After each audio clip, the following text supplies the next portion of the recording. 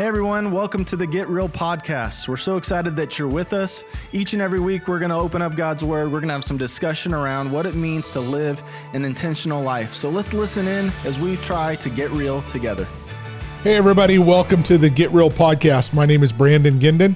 I'm the senior pastor here at Real Life Ministries, Texas, and I'm here with my podcast partner, Lori Arnold. Hey friends. We're so glad you're joining us today. We have been in a series on biblical words and walking through what that looks like lived out in our Christian faith, and taking the scripture and the words from the Bible and looking at those applications in real life. And that's one of the things that we do, and is our intent with this podcast, is to be able to take biblical principles and make real life application with them, and what that looks like in real life, in the successes and failures and struggles and strengths and all those things. And that's what we do. And so the hope is to inspire you, to encourage you to be able to just walk closer and closer with Jesus in everyday life. And that's why we call it the Get Real podcast, because it's real life and us walking that out. And so we're going to get into this word that we're going to look at today. And the word is friendship. A fairly, it's kind of I guess, simple thing that we think about, but really it has tremendous depth to it. And I think in the world that we live in today, Lori, this term friendship can mean a lot of different things. And can, even in some regards, I think, be misused or even abused of understanding what friendship means. So we want to go back to the biblical principle. I know even before the cameras were rolling, we were kind of kicking around some different verses that pop into mind. And absolutely for me, it's Proverbs 27:17, and iron sharpens iron. And that's been such a foundational principle for me in my own walk with the men in this church and guys around me over my whole Christian faith, having men and women around me that have challenged or pushed or help us, iron sharpening iron. And so I'd love to kick this over to you and talking about the principle of biblical friendship and what that looks like and how we walk it out. What's your thoughts? Yeah. I was saying earlier that this is a word or a topic that I used to hear. I think the scriptures my mom repeated the most to me were about friendship. Okay. I think she was just trying to teach me, growing up, what true friendship looks like, and like who's really not my friend. And I think about that a lot now too, just having kids. And teaching especially my youngest son, at this stage in his life, like, it's probably not your friend, buddy. Like, like, this is what friendship looks like. And the cool thing is the Bible does show us and tell us what friendship does look like. And like you mentioned, ironing, sharpening iron. I think of the verse that even, it doesn't use the word friend, but it's bad company corrupts good character. So we apparently need to be careful of who we're hanging with, Right. And there are so many more as well. And so this is something, and I know I use the word very loosely sometimes too. I'll be like, yeah, a friend of mine, and it's like, well, in my head, I'm like, well, I know it's an acquaintance, but sure. It's just easy. Yeah. It's easy sometimes to say it that way. And I think that culturally, like, we've gotten used to it, so to describe somebody that we're talking about. Yeah. My friend so-and-so, so it has become very light, and it may not mean exactly what it was intended to be. Sure. And I would think, how much social media has impacted this, having friends in social, and, likes and follows and all of those kinds of things, and understanding what, friendship truly means. I think there's two ways to approach it. There is the company that we keep, the people that are in our closest circles, and for some, because of life and issues and hurts and past, for some, it's very difficult to let anybody into any kind of anything beyond an acquaintance. Kind of a whole other thought in my mind is Jesus uses the term and calls us his friends. well, how would, Jesus and the Word of God define what friendship and being a friend looks like?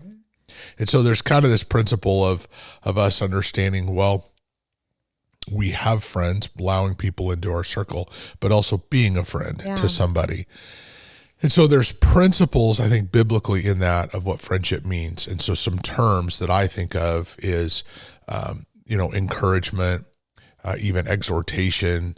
There's the kind of thing to where I think of Hebrews 3:12 that says, encourage one another daily as long as it's called today, so that your heart does not become hardened by sin's deceitfulness. That term encourage on the front end there can mean exhort, and it can mean, hey, Lori, keep going, you can do it. Yeah. Or it can also mean, hey, Lori, knock it off. That's not right. Or that's unhealthy. It can mean both things. And so I think of all those terms around what does it truly mean to be a friend and with somebody.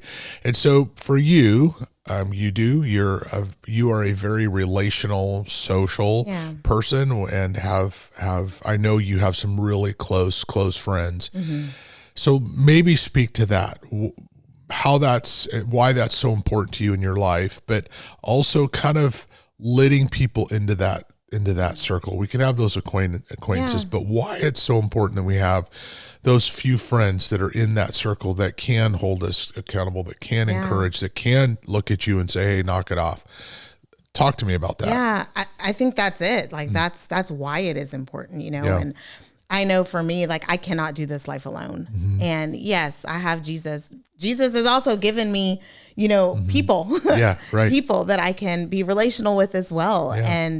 And we've talked about before, love God, love others. So he's given us this, and it's a gift to have friends. Yeah. And I don't have many that I would call close friends, but the friends that I do have, like it's almost, and this is biblical too. Yeah. Sorry, mama, but my family, but your friends can be closer than your family. Yeah. Sometimes, sure. And, and that is how things are for me a lot of the time. And friendship is also like, not only are we holding each other accountable and encouraging, like you mentioned, but I think of,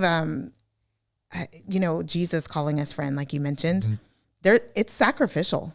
Yes. It's sacrificial. Mm-hmm. And I can't even remember the rest of the first part of the verse, but speaking of like laying down one's life for their friends,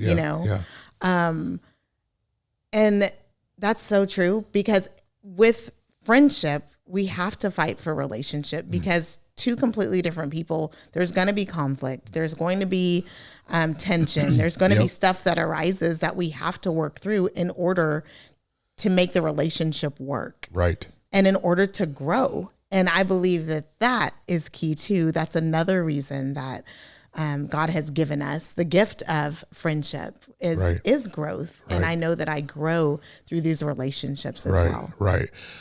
One of the principles I want to jump off from that you said is, the fighting for relationship and working through conflict. I would say we really don't know who our friends are until we have the conflict. Yeah, that's good. We live in a time right now that I think that says, well, conflict means, it's bad, and that means you're not my friend or whatever. And that's just so not true. I mean, Jesus had conflict with his disciples. I wouldn't say all the time, but you see moments of it along the way to where he challenges them, he confronts. And I think for us to understand that, I mean, the marriage, you build your marriage off of the strength of your marriage is being able to withstand conflict and work through it and build to be stronger. And friendship to me is a part of that. Like, we build friendships based on being able to, can I have a fight with them? Yeah. A really good dear friend of mine, Jim Putman, he and I have talked about this a million times, is we would say, you really don't know who your friends are until you have a good fight with them. Yeah. And then you start to discover it, and you're like, wow, the person isn't going to quit. They're not going to leave. They're going to stick it out with me. Even if I screw up and make a mistake, are they now mad and hurt, and then they leave, and then they don't, and then, well, God told me, and now and then you don't have a relationship anymore, instead of fighting and working through it. That is a part of friendship. And so I think that is such a critical piece of it, part of learning that. Give some thought to the person that maybe has been through some really hard things, some hurt, and cracking that door and letting some people in is very hard for them. What would you encourage them? What would you say, a step that they could take, being able to, maybe open that up a little bit to having some biblical friends in there, some people that are close to them? What would you say?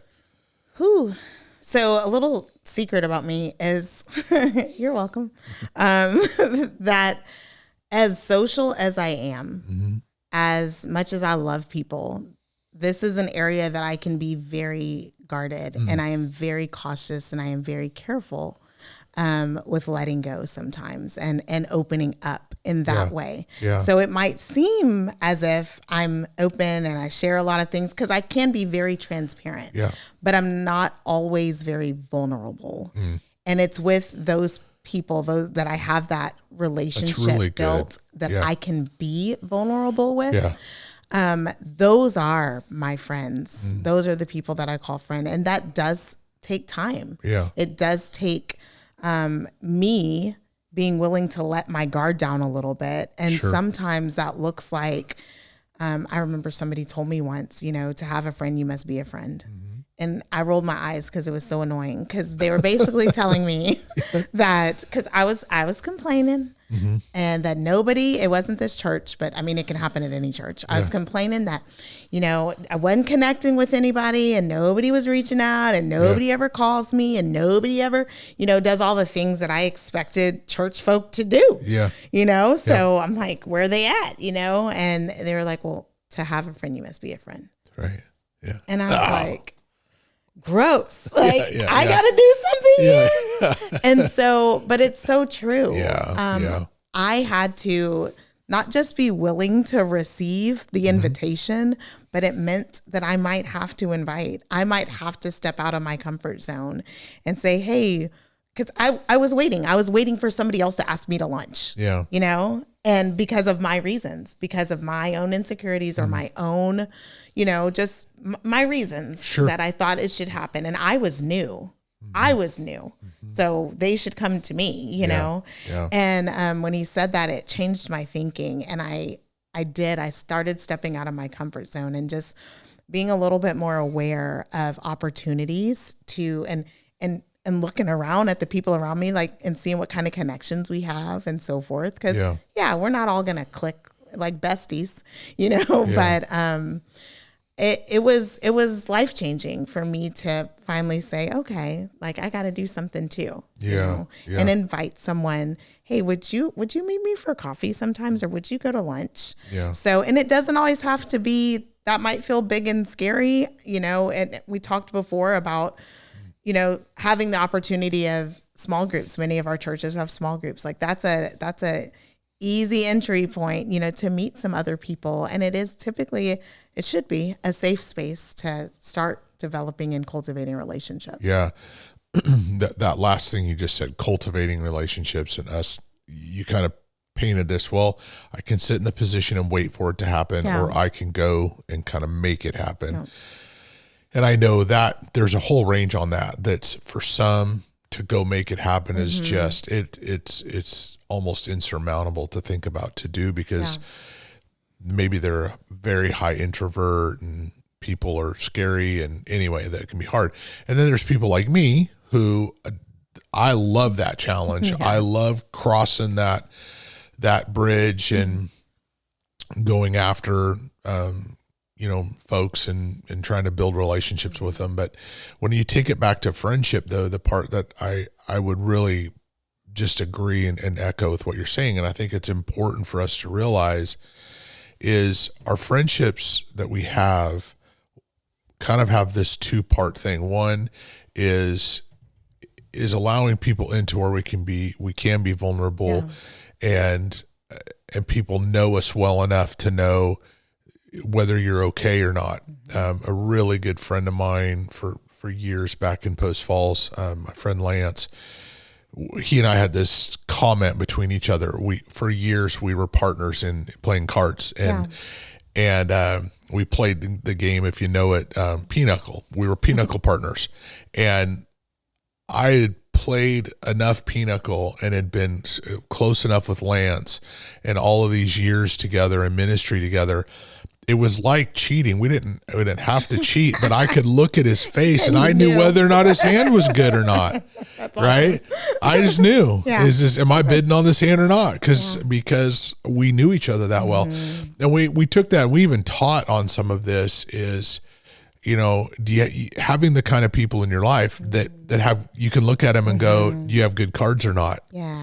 With some of us on staff, I know I can watch you walk down like the hallway coming towards me and look at your face and know, well, is today going to be a good day or not a good day? Right. Just because we know each other. So it's having the principles in our life to where we build those kind of relationships to where we know if somebody's doing okay or not, and that we care and we can ask. And so building those kind of relationships. And I just want to acknowledge that for some that's really hard, and for some it's easier. Either way, we all are called to be in relationship with people, to have friendships, to have those kind of people in our life, even if it's just a couple that God will use to speak truth into our lives when we need it, can help sharpen iron, challenge us, encourage us on days we need to be encouraged. And so biblical friendship is just critical. Yeah. Any final thoughts you have kind of on the topic, and encouragements or suggestions to folks? I think it's important to just not get bogged down in the amount of friends we have, because you mentioned earlier social media really briefly, but comparison is real, and it is dangerous. For sure. And so somebody can look, I don't know the 3,000 people that are my friends on Facebook. Like I know who they are, but not who they are. Know them. And they don't know me either. They know what they see, and that's about it. So those kind of things, that doesn't matter.